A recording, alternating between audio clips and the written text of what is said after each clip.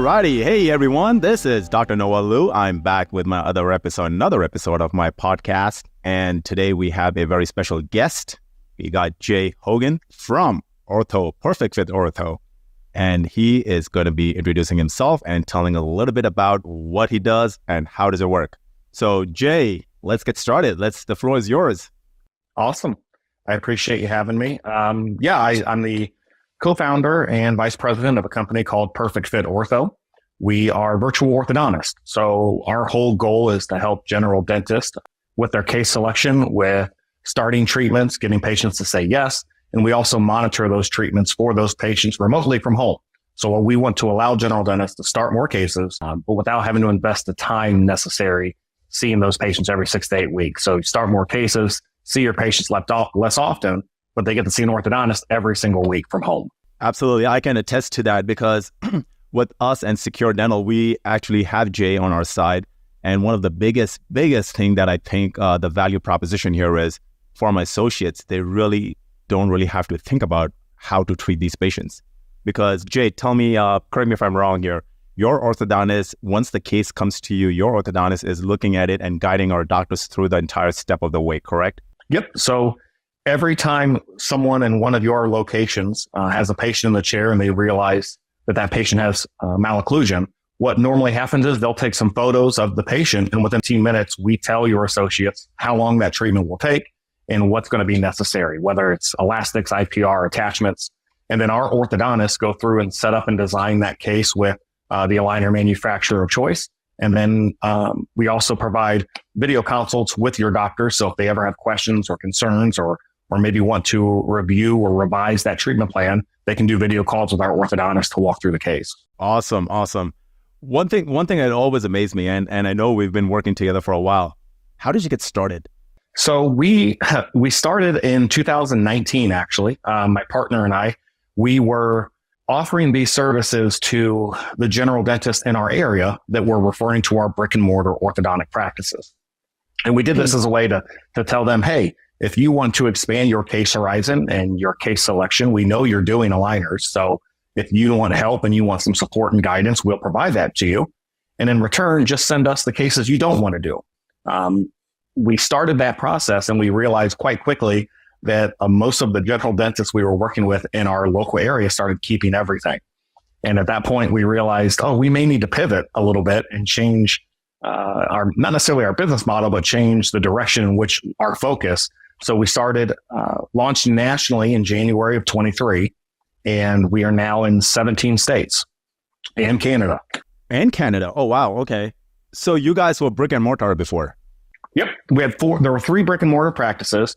And we basically went out within a 20-mile radius of all of our offices and said, hey, you keep the easy class 1 cases or the 8-10 month cases. We will help support you. We will design and set the case up. We'll monitor your patients every week. You keep those. Send us the stuff you don't want to do. And they just started doing more and more and more and more. I think as the doctors got comfortable and as they got more confident knowing they have that orthodontic support, they started taking on more and more cases to the point where we had some doctors that almost with few exceptions, stopped referring to us in general. They were using us as PerfectFit, but they weren't referring them to our brick and mortar practices any longer. So who are your main clients in terms of who would be an ideal client? Is it like a group practice? Would it be solo dentist? Or would it be like somebody who's never done orthodontist? Like it's very interesting that there's a different bucket for each type of doctor. We have a doctor in California who is a private practice dentist who is a very large provider for a certain aligner manufacturer. And they reached out to us and said, we don't necessarily need as much of the case setup or the guidance, but we have reached the ceiling. We cannot see any more aligner cases. We do 120 a year. We're going to stop doing the cases because we don't have the chair space. So for them, the value proposition was, they don't have to see their patients unless something is going awry. We're monitoring them weekly at home. Then there's other doctors who want to get more comfortable doing aligners, and they find the value in us because we're able to help them with case selection and case setup. And then for group practices, they love it in the sense that they have continuity of care, number one. As associates open their own practices or they leave the organization or new ones come in, I know, and you can probably speak to it, it's sometimes challenging to ask a doctor to take over a case someone else was working on. We maintain that continuity of care by continuing to monitor them with the same orthodontist the entire time. And we help group practices, which it seems right now in 2023, a lot of practices are looking for same store growth. And that's where a lot of DSOs and group practices will find that with us. So are you like kind of shifting your focus more from private to like group and DSOs? Because I've seen you like recently featured on DEO as well, Yeah. And congratulations. And Thank you. See that. I kind of see like what are you trying to shift your focus? So is that something which, or are you just adding on to it? I think for us right now, we're just adding on. We want to work with, my Dr. Abramowitz, my partner, his goal, number one, was he was frustrated with a lot of the direct to consumer products that were going directly to patients. Right. And it was causing a lot of issues. And he wanted to just help general dentists because, again, he said, I know they're doing it. I want to help them do it better. And I think that's kind of where it started. And if we can help provide support to group practices, it works very well. Not to mention the sales process. So we provide the doctors in those offices with software that will allow patients to do virtual consults from home. So on occasion, and your practices have had a couple of these where patients will take photos from home. We will send them a treatment plan on your behalf, and then the patients sign and they pay, and they've never stepped foot in the practice. If patients decide against treatment or they don't decide to move forward the day the treatment plan is presented, we will then follow up with them for the next 90 days via email, text, phone call. And every time we do is another chance for that patient to start their treatment plan. Wow. So yes, I mean, that's one thing I can attest to, that, your team is following up. So what is the size of your company right now? How many doctors and how many sales force that you have right now?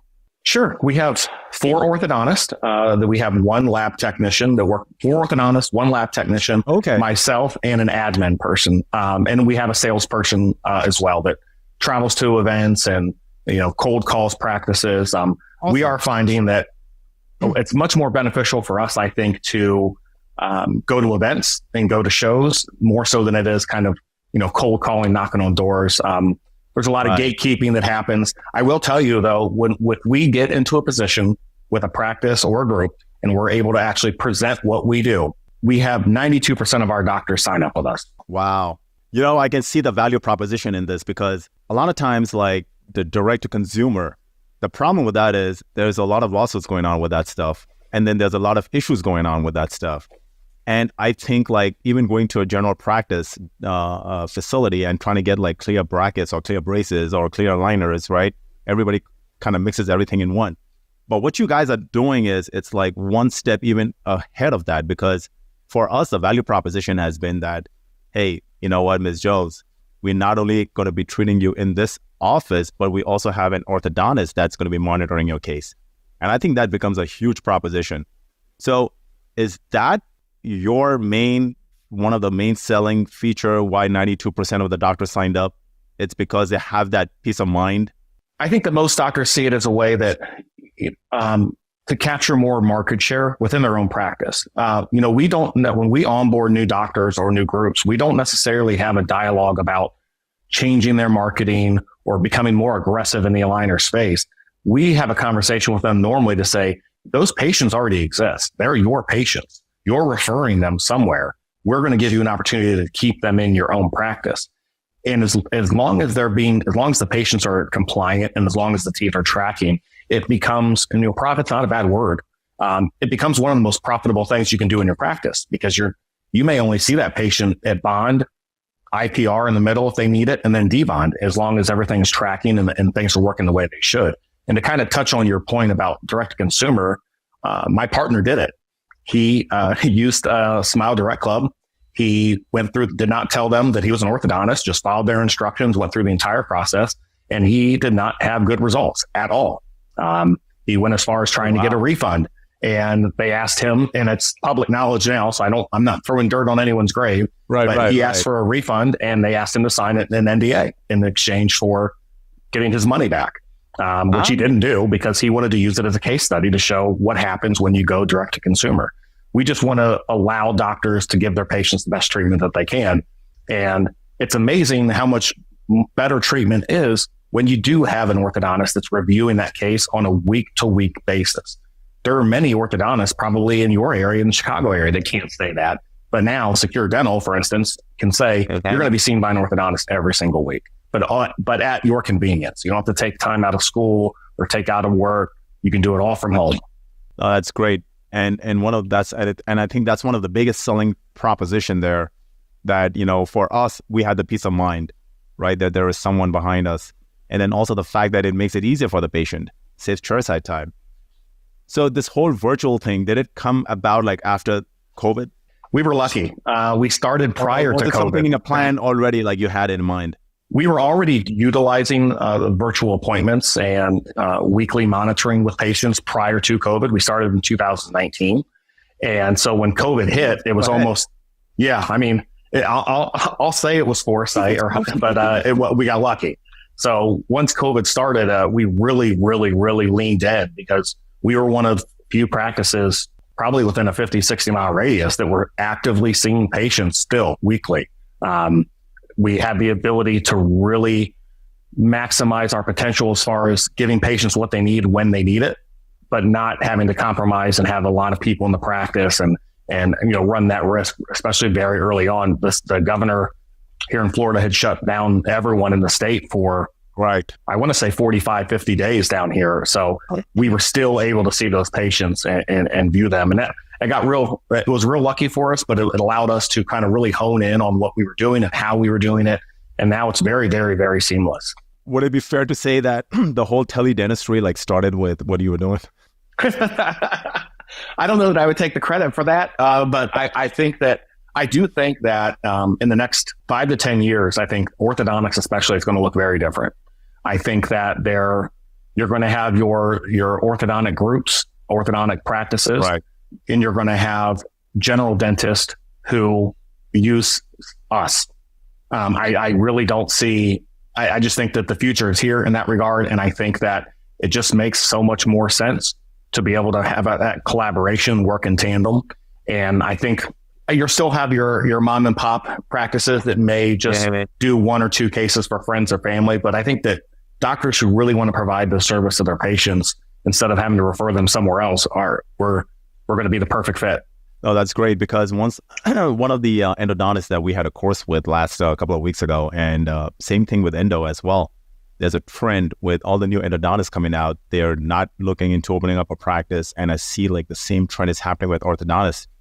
All these guys coming out, they're actually being employed by DSOs, or they're just going to do moonlighting here and there, or join team like yours. So what's the workflow like for someone, let's say, starting off, right, from onboarding and the process, just a very 30,000 foot view? Yeah. So, the onboarding process for a new practice is really quite quick.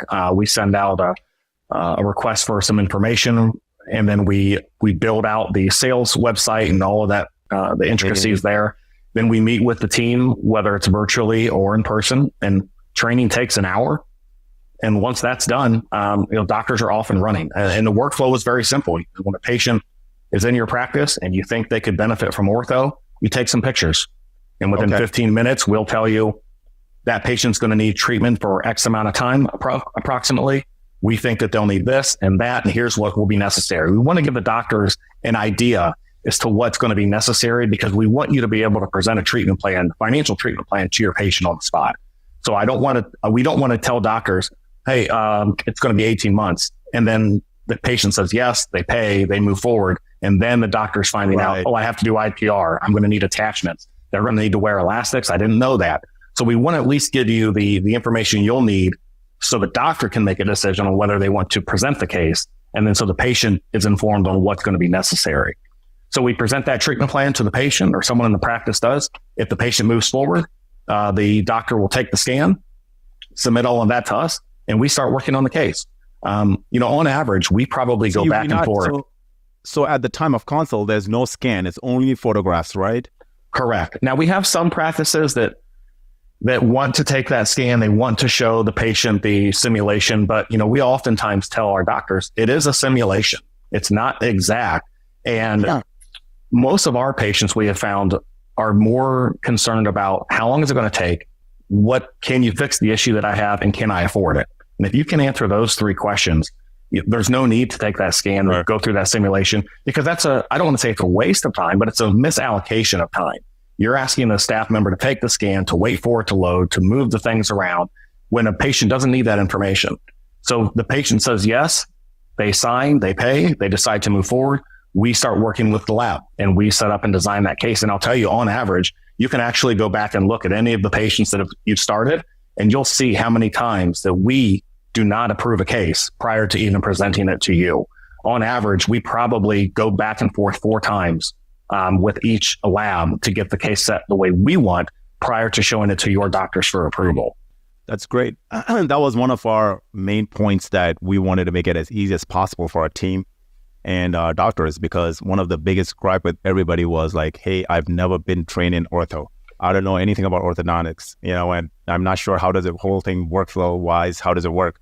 So with your workflow, what I loved best about was everything was like very, very manageable, and we can delegate. We can delegate to our team, and they're like, it's just photos and just snapping it in and just getting the shots done and uploading it. Yeah. I think that's one of the biggest advantage for us. And I'm sure it's going to be it's for a lot of people as well, like as easy as possible. We want to make it easy. I had problems. I personally had problems, but then I reached out to you and you walked me through the whole step. Yeah. It's not there. There's definitely times, I know that eventually as we continue to grow, I'll have to stop giving out my cell phone number, but we want to be available. We want to, guide people and be your virtual orthodontist. That's really the whole, if you really boil it down, that's just what we are. You can hire an orthodontist and pay them a daily guarantee and have them in your practice 2 days a week or 2 days a month, what have you. Or you can hire a virtual orthodontist and they're there when you need them and you only pay them when you use them. That's the other big benefit of what we do. We can go through that entire process. We actually, Doc, we had one 3 days ago, an associate in one of your practices that did a video consult with our orthodontist. They walked through the case, answered questions, looked at the setup, and then the doctor decided, I'm just not comfortable. I don't want to do this case.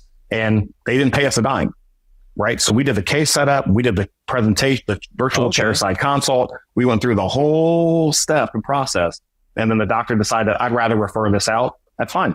We don't charge our clients until they accept the case. And that's part of our goal and our mission statement of setting up doctors to be, setting doctors up for success with the patients that they have. And if they're not comfortable doing the case, we don't want you doing the case. We always tell our clients, anything that can be done with brackets and wires, we can do with aligners, but it's up to the doctor to decide what case they want to do. No, that's great, because I love the fact that you're putting the value out first, right, before getting paid. And I think that's huge for anybody hearing this, because not a lot of places are like that, right? So, we know how we get treated with other industries, like when we go try to do anything. So, no, that's great. So tell me one last thing here. What is the future of PerfectFit? That's a great question. I'm not real sure. I think that changes daily. We've had a couple clients as of late reach out to us that are in Europe, which I was not expecting to be crossing the pond anytime soon, but that may become a situation for us. We just want to continue to grow, honestly, and we have the systems in place that we can continue to provide that same level of service. I want my personal goal, and I don't want to speak for my partner, is I hope that one day people refer to virtual orthodontists the same way that people refer to storage bags. I don't ask for a clear bag. I ask for a Ziploc. I ask for a Kleenex. I hope that one day that, we can be the Kleenex of virtual orthodontics. Hey, and the only way you can do it is if you go global. Yeah. And I love the fact that you got one in Europe. I mean, that is huge. So, the same thing for me too. Like, we have our DentVia team, which is virtual. And our team was founded on the basis of, necessity and pain that we were going through. And these guys are all the way down the other side of the world in Philippines. So when I look at your service, I can almost see like a parallel line, like you providing that service anywhere on this planet. Mm-hmm. And what's crazy? I've been thinking about that company, your company, and we should probably maybe outside of the podcast have a chat, because I was thinking, man, I bet there's some synergy. I bet there's a way that we can leverage each other to provide that kind of virtual support and virtual services to doctors, our existing clients and on the back end, so that patients, doctors don't have to accept that hurdle of human capital. That's one of the biggest costs of any practice. And if you can outsource that and have that level of support and that level of consistency, which is important, I think it could be awesome. Right, because virtual nowadays everything is virtual, right? Everything is electronic, everything is cloud-based. Yep. Anything can be accessed anywhere, anytime. So we don't even have a home office. All of my staff work from home. We have a physical address where things get mailed, but outside of that, it's like you said, it's all virtual. That's the future, Jay. It is, until you're doing a podcast and you have dogs, so you have to bribe them with treats and throw them in their crates to keep them quiet. But otherwise, I enjoy it. No, because I can see that happening, because what you're doing is like virtual. So, I mean, whether you have an office, you don't have an office. And that's why right now, I do like real estate too on the side. So I can see like all these real estate spaces being empty, and, nobody wants to go back to a brick, building. Everybody wants to be home. Everybody wants to do it virtually. Everybody wants to do it remotely. So I can see that happening very, very, it's a reality. I mean, we're already seeing it, and it's just going to get even, I would call it better or worse, however you want to see it. But it's like everybody would want to be home or elsewhere doing the job and not be in a physical building. Let me ask you this. I haven't had a chance to even ask yet, which I feel a little embarrassed. How's the feedback been from your patients as they've gone through the system and gone through the monitoring and those types of things? They are blown away that they have an orthodontist and they can actually scan and keep the progress going. And I think that's the feedback I've been getting, which is huge. So we took the same feedback and we're putting it in our pamphlets that we have a virtual orthodontist that's going to help you out. Awesome. No, I think that's great. And it's funny. We get messages from patients all the time that are not ortho related. We'll get messages because the patients can message us directly through that app. So they can message us in real time. We provide them with annotated photos and scans of their teeth to give them advice. But sometimes patients will message us, ask when their next cleaning is, or if their insurance company made a payment. All the time. So in those instances, did someone ever text you or email you guys for emergencies? Like, they're pain. Yeah. And what else is interesting is that we put a virtual widget on the website, and you've had patients that have used that widget for implants or perioscaling and all types of other things that are not aligner related. So it's very interesting. It's an unintended consequence, but it's actually helps garner and capture new patients and additional leads that are not aligner related. Correct. And it's people. They're going to go anywhere and everywhere just to find an answer. So yeah, it's a great side effect. I love it. So with that being said, Jay, how do people find you? Sure. You can we're online, right? PerfectFitOrtho.com. You can go to we're on Facebook and LinkedIn and all that good stuff. But the easiest way, I think, is just the website. There's a couple tutorials, shows you how the system and process works. You can always sign up for and go through a demo with us, but it's really pretty quick and concise. But we want to be there to help. So if anyone is listening and they decide they want to find out more, they can just go to our website and click contact sales, and someone will reach out to them. No, I love it. I'm definitely going to put a link down like after we record, and so for people to find and also follow up. And if there's any questions, they can always reach out to your email and go from there. Correct? Yes, sir. That's right. And I'm going to get a videographer out to your office one of these days so I can film a testimonial from you. Let's do it. All about collaboration. There you go. All righty, Jay. Thanks a lot for your time. I mean, it was awesome. It was very, very valuable. Since, full disclosure, we are a client of PerfectFit. We have great experience just because from the workflow standpoint of view, and also the orthodontist, they are very, very helpful. And with that being said, you guys know where to find Jay. So for now, we are going to be landing the plane and calling it a day. And everyone, thanks for attending. Make sure you like and subscribe. Secure Dental Podcast. Dr. Liu out. Thanks, Doc.